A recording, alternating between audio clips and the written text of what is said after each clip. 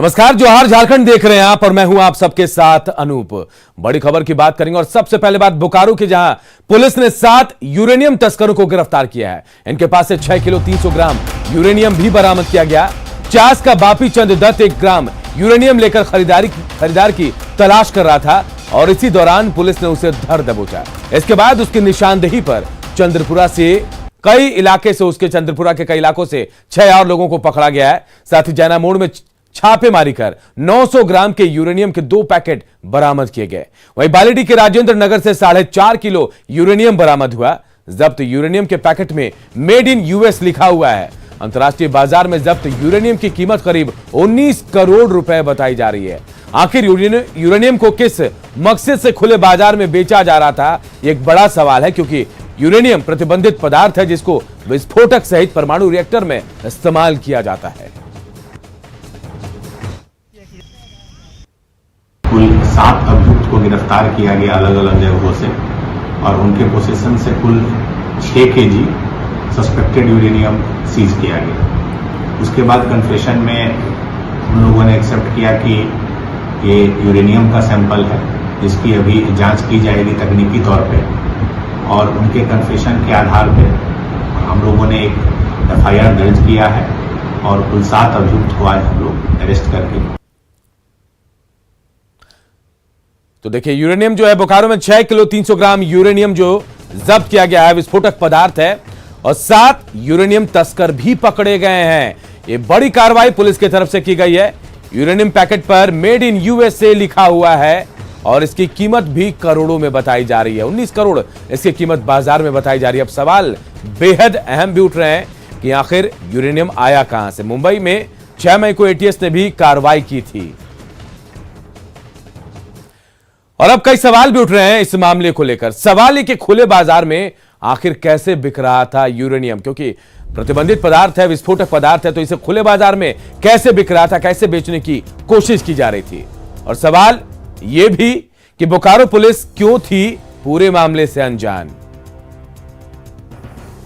और इसके अलावा यूरेनियम बेचने वाले गिरोह का सरगना आखिर कौन है, क्योंकि अब तक उसकी गिरफ्तारी नहीं हो पाई है। और हमारे सहयोगी ओम प्रकाश हमारे साथ इस खबर पर जुड़े हुए। ओम प्रकाश का रुख करेंगे। ओम प्रकाश, आपसे जानना चाहेंगे क्या कुछ अपडेट मिल पाया? 7 लोगों की गिरफ्तारी हुई, सरगना कौन है, क्या पता चल पाया? कैसे ये यूरेनियम अमेरिका से यहां पहुंच गया? अनूप, बता दें कि जो जानकारी अब तक सामने आई है, इन 7 लोगों को एक गिरिडीह के रहने वाले शख्स के द्वारा ही ये पूरी जो यूरेनियम है वो सप्लाई की गई थी और वो अभी फिलहाल पुलिस के हत्थे नहीं चढ़ा है, जिसकी तलाश जो है वो अभी भी जारी है। हालांकि आपको ये भी बताना चाहेंगे कि इन लोगों को महज अगर कहा जाए तो एक कुरियर बॉय के रूप में इस्तेमाल किया जा रहा था। इन्हें जो मार्केट में उसकी खपत करानी थी और उसके लिए इन्हें 30,000 रुपये बतौर कमीशन मिलते थे।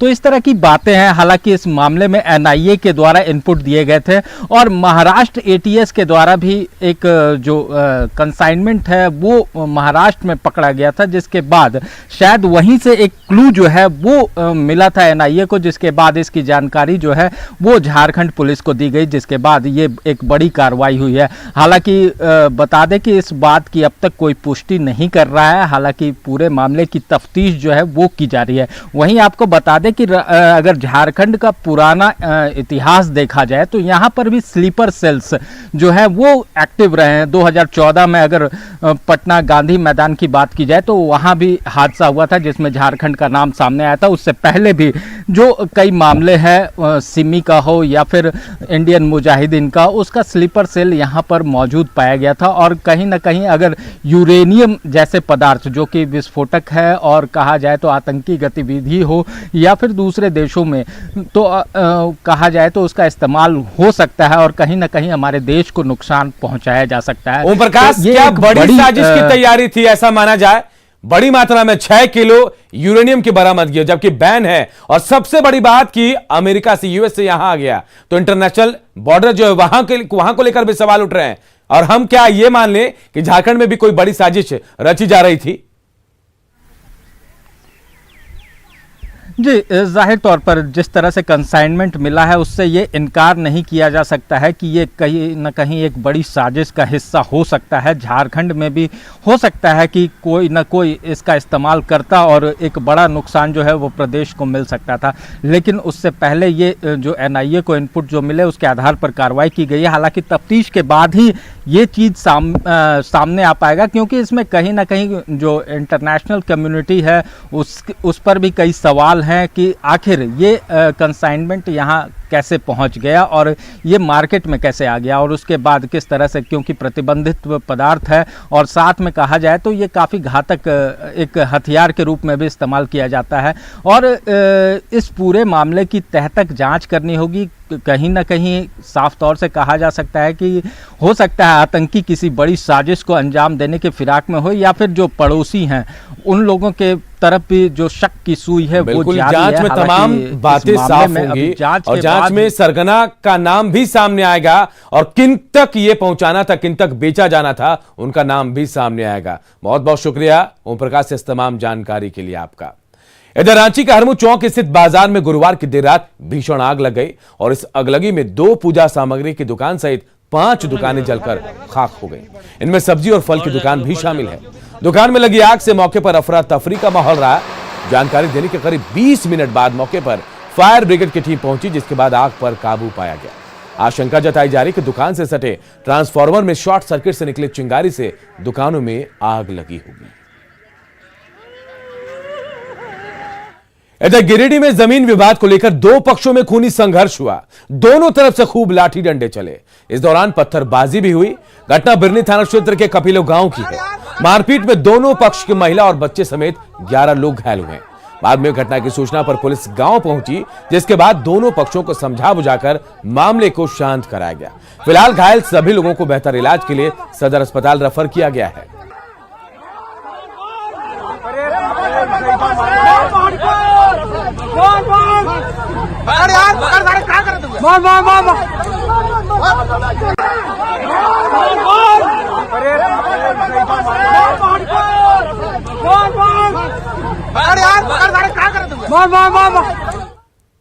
इधर देवघर में कुंडा थाना क्षेत्र के पेट्रोल पंप पर लूट की सूचना पुलिस को मिली, लेकिन जब इसकी जांच की गई तो पेट्रोल पंप से 3 लाख की छिनतई की खबर झूठी निकली। यहां एक बाइक सवार की डिक्की से 3 लाख रुपए छिनतई की कोशिश की गई थी, लेकिन इसमें लुटेरे कामयाब नहीं हो पाए। देवघर एसडीपीओ ने जांच के दौरान जब सीसीटीवी फुटेज खंगाला तो पूरे मामले से पर्दा उठा। वहीं अफवाहबाजों ने भ्रम फैला दिया कि 3 लाख की लूट हुई है।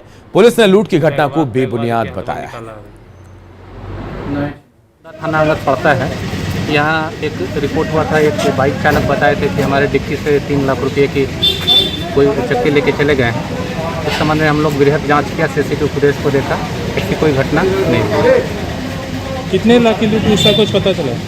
कुछ नहीं, चोरी की घटना हुई ही नहीं। सर सीसीटीवी फुटेज में जो भी विजुअल्स दिख रहे हैं उसमें आपको क्या लग रहा है? इसमें नहीं हुआ, घटना नहीं हुई। प्रयास किया गया था, अटेम्प्ट है, लेकिन कोई ट्रांजैक्शन नहीं।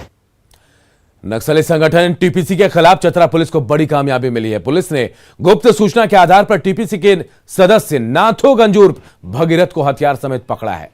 गिरफ्तार नक्सली के पास से राइफल, एक US Springfield MI series rifle, 2 mobile phone, नक्सली पर्चा और जिंदा कारतूस बरामद किए गए।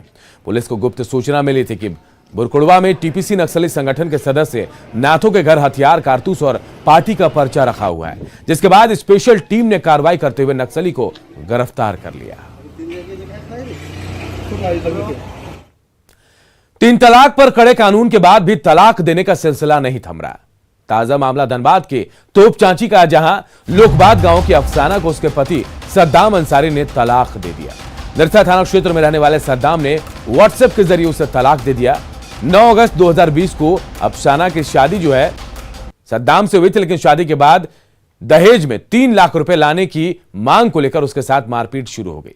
6 महीने की गर्भवती अफसाना कुछ दिन पहले मायके आई तो व्हाट्सएप के जरिए सद्दाम ने उसे तलाक दे दिया।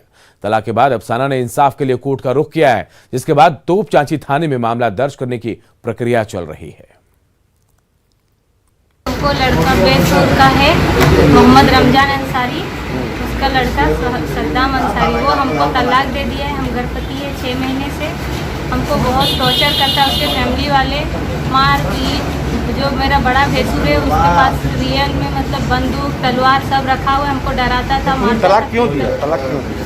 तलाक वो नाजायज संबंध रखता है, वो किसी और लड़की से मतलब अफेयर है उसका बहुत सारा। शादी से पहले ही उसका अफेयर था, जो कि मेरे माँ मतलब मम्मी पापा किसी को पता नहीं, गुमराह करके शादी किया उसके घर वाले, उसके परिवार वाले। वो समाज से भी अलग है।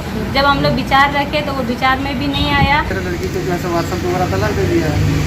अच्छा, व्हाट्सएप के द्वारा दिया गया? क्यों दिया गया तलाक? उसमें क्या कोई कारण बताया गया? फजल करता था हम लड़की को जो पैसा, और ना पहले तो हम उसको गाड़ी भेज देते हैं, पैसा से नगर दे दिया हूँ, 2 लाख का गाड़ी भी दिया हूँ, प्लस जो बहुत सारा सामान भी दिया हूँ फर्नीचर वगैरह का। और इतना देने के बाद जो है इतना देने के बाद भी जो है इसके बाद हेतु जो मुख्तार जो है यानी रमजान मियाँ का जो समझी है वो रमजान मियाँ नाम, तो उनके लड़का बड़ा लड़का जो है खूब प्रोजेक्ट करता था कि और 3 लाख रुपया ला के दो, और नहीं तो तुमको बहुत परेशान करेंगे, नौकरानी तरह यहाँ घर में रखेंगे। झारखंड में लोगों की सजगता और प्रशासन की सतर्कता से कोरोना संक्रमण की रफ्तार लगातार धीमी होती जा रही है। कल राज्य में कोरोना संक्रमण का आंकड़ा 500 के नीचे पहुंच गया। राज्य में कल जांच के दौरान 427 नए कोरोना संक्रमित मरीज मिले, तो वहीं 1103 लोग कोरोना को मात देकर स्वस्थ भी हुए। कोरोना से झारखंड में कल 10 लोगों की मौत हुई, जिसमें राजधानी रांची से 2 लोगों ने अपनी जान गंवाई। रांची में कल 48 नए कोरोना पॉजिटिव मिले और इसी के साथ राज्य में कोरोना के एक्टिव मरीजों की संख्या अब 7,537 रह गई है। वहीं झारखंड का रिकवरी रेट बढ़कर 96.30% पहुंच गया है। कोविड गाइडलाइन के अनुपालन को लेकर रांची रेलवे स्टेशन पर तमाम सख्तियां बरती जा रही हैं, लेकिन यात्री भी उससे बचने के तमाम उपाय कर रहे हैं। लोग अब रांची स्टेशन जाने और प्लेटफॉर्म पर उतरने से कतरा रहे हैं। यही स्थिति लोहरदगा से आने वाले ट्रेन में देखने को मिली। लोहरदगा से रांची आने वाले यात्री रांची स्टेशन से एक स्टेशन पहले अरगोड़ा स्टेशन पर उतर जाते हैं।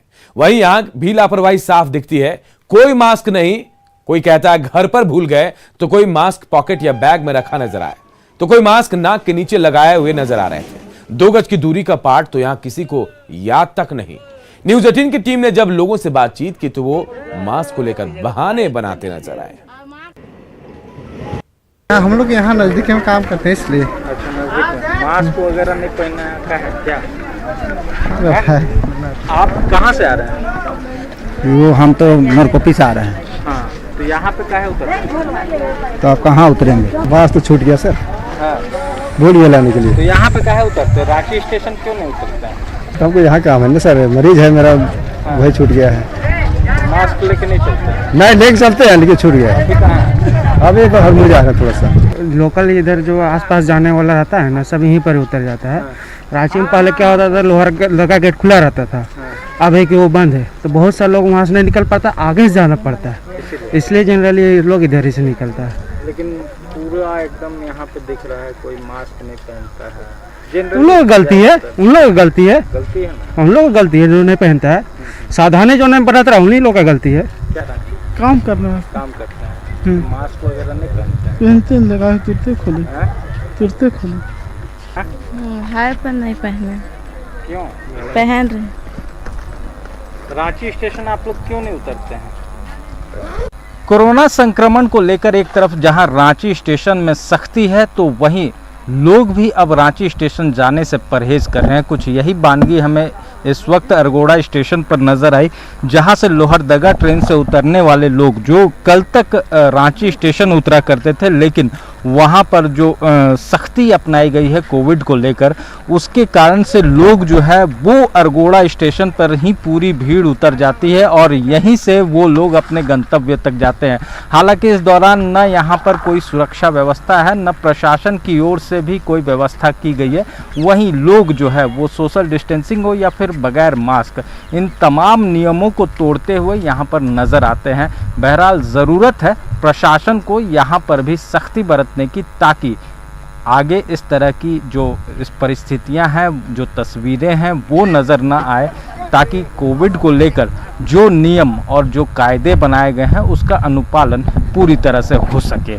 तो इन तमाम चीज़ों पर ध्यान देने की ज़रूरत है, चाहे वो जिला प्रशासन हो या फिर रेलवे, दोनों को ज़रूरत है क्योंकि रांची में पिछले दिनों जो स्थिति थी, जो विस्फोटक स्थिति थी, उससे निपटने के लिए जिस तरह के नियम बनाए गए थे उसका अनुपालन हर तरफ हो, न कि सिर्फ महज कुछ चंद स्थानों पर। कैमरामैन संजीव तिवारी के साथ ओम प्रकाश, न्यूज़ 18 रांची। और एक बड़ी खबर इस वक्त रांची से आ रही है। रांची के बिरसा जैविक उद्यान में एक बाघ की मौत हो गई है। 10 साल के बाघ शिवा की मौत हो गई है। बिरसा मुंडा जैविक उद्यान में पिछले 4 दिनों से शिवा बीमार था, यह बताया जा रहा है, और शिवा का एंटीजन टेस्ट भी नेगेटिव आया था। RT-PCR टेस्ट के लिए सैंपल भेजा गया है। तो देखिए, बड़ी खबर हम आपको बता रहे हैं, बाघ की मौत हुई है रांची में। रांची के बिरसा जैविक उद्यान में बाघ शिवा की मौत हुई है। 10 साल की उम्र शिवा की बताई जा रही है और पिछले 4 दिनों से बीमार था बाघ शिवा। ओम प्रकाश हमारे साथ इस खबर पर जुड़े हुए हैं। ओम प्रकाश, क्या वजह बताई जा रही है, कौन सी बीमारी थी शिवा को?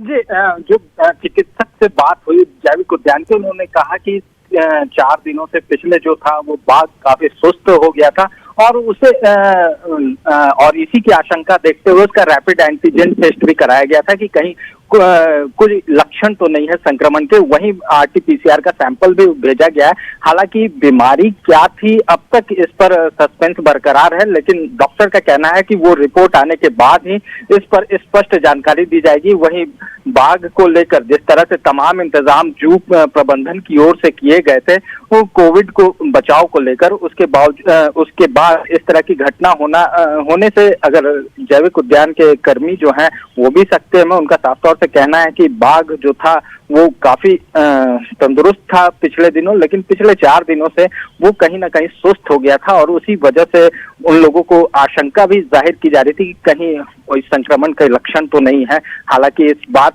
पर अब जो है वो पूरी रिपोर्ट आने के बाद ही कोई तफ्तील से जानकारी दी जाएगी। अगर कोविड टेस्ट कराया गया है तो ये मान लिया जाए कि बाकी जानवरों के लिए भी सुरक्षा व्यवस्था वहां दुरुस्त की गई होगी वहां। जी, पूर्व में भी हमने वो हमारे चैनल में भी ये खबरें चली थी कि किस तरह से वहां पर डबल प्रोटेक्शन के तहत की सुरक्षा के लिए उपाय किए जा रहे हैं। बावजूद इस तरह की बातें जो सामने आई, उसके बाद एंटीजन टेस्ट कराया गया है। हालांकि देखा जाए तो इस पूरे मामले में अब क्या बीमारी थी, इसे लेकर अभी भी थोड़ा इंतजार करते हैं। RT-PCR रिपोर्ट आ जाए तो बहुत सारी चीजें साफ भी हो जाएगा। तो रांची से बड़ी खबर, जहां एक बाघ की मौत हुई है। 10 साल का बाघ जिसका नाम शिवा बताया जा रहा, 4 दिन से बीमार था और आज उसने दम तोड़ दिया है। बहुत बहुत शुक्रिया आपका ओम प्रकाश। कांग्रेस कोविड-19 टास्क फोर्स की राष्ट्रीय स्तर पर वीडियो कॉन्फ्रेंसिंग के जरिए आयोजित बैठक में प्रदेश अध्यक्ष रामेश्वर उरांव समेत कांग्रेस कोटे के सभी मंत्री शामिल हुए। बैठक में कांग्रेस के वरिष्ठ नेताओं को झारखंड में कोरोना संक्रमण के द्वारा किए गए कामों की जानकारी दी गई। पार्टी ने आम लोगों के सहयोग के लिए कांग्रेस के सभी विधायकों को 2-2 एम्बुलेंस देने का लक्ष्य निर्धारित किया है। इसके बाद बहुत तेजी से एम्बुलेंस की खरीदारी भी शुरू हो गई है। हेल्थ सेंटर है, वहां सरकार ने तय किया है कि 2 एम्बुलेंस खड़ी रहेगी। जहां कोई बीमार हुआ तो उसको जरूरत के अनुसार डिस्ट्रिक्ट हॉस्पिटल में, अगर जरूरत ज्यादा रही तो फिर रांची में या जहां के लोग हैं वहां के बड़े हॉस्पिटलों में ले जाएंगे। स्वास्थ्य मंत्री बन्ना गुप्ता ने कोडरमा सदर अस्पताल में ऑक्सीजन सुविधा से लैस 20 बेड के चाइल्ड कोविड केयर वार्ड और 30 बेड के कोविड केयर वार्ड का ऑनलाइन उद्घाटन किया। बच्चों के लिए बनाए गए वार्ड में मनोरंजन और इंडोर गेम की सुविधा भी है। इतना ही नहीं, कोविड संक्रमित बच्चों को यहां घर जैसा माहौल देने का प्रयास भी किया गया है।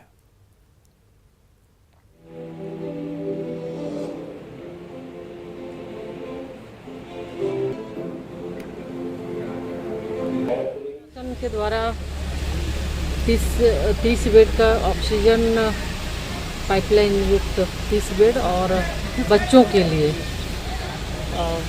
यहाँ पे child friendly dedicated Covid ward का यहाँ पे उद्घाटन आज हुआ है।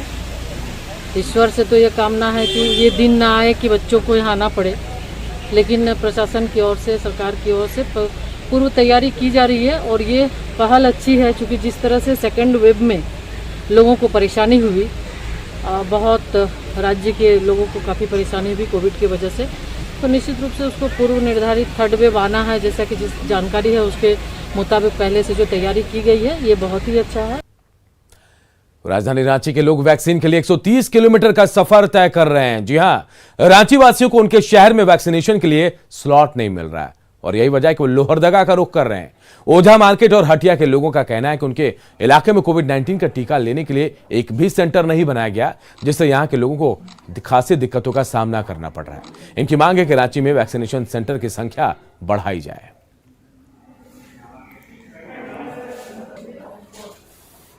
रांची से आई हूँ, ओझा मार्केट पिस्का मोड़ ज़िले से, और वैक्सीनेशन की स्लॉट के लिए काफ़ी दिक्कतें आ रही हैं। रजिस्ट्रेशन नहीं हो पा रही है वैक्सीन की कमी के वजह से। झारखंड में भी स्थिति ख़राब है। मैं खुद ही मेडिकल फील्ड से हूँ, मैं खुद आज ले रही हूँ वैक्सीन इतने दिनों के बाद, 15 दिन से। महेंद्र सिंह धोनी के फार्म हाउस में मौजूद चेतक का साथ देने के लिए एक दूसरा घोड़ा भी आ चुका है। शटलैंड पोनी नस्ल का यह घोड़ा बुधवार को स्कॉटलैंड से रांची के धोनी के सिमलिया स्थित आवास पर पहुंचा। करीब 2 साल की उम्र वाला यह घोड़ा दुनिया के सबसे छोटे नस्लों के घोड़ों में से एक है। इसकी ऊंचाई महज 3 फीट के करीब होती है और यह घोड़ा अपनी तेज गति के लिए नहीं बल्कि महज सजावट और शो के लिए जाना जाता है। इसकी कीमत अंतर्राष्ट्रीय बाजार में बेहद महंगी है। फिलहाल यह घोड़ा जो है धोनी के सिमलिया स्थित फार्म हाउस में है, जहां धोनी की बेटी जीवा उसके साथ काफी टाइम बिता रही है। वहीं दूसरा घोड़ा चेतक धोनी के सेम्बो स्थित फार्म हाउस में है। वहां कुछ दिन पहले धोनी की पत्नी साक्षी पहुंची थी और गौशाला में गायों को चारा खिलाया था।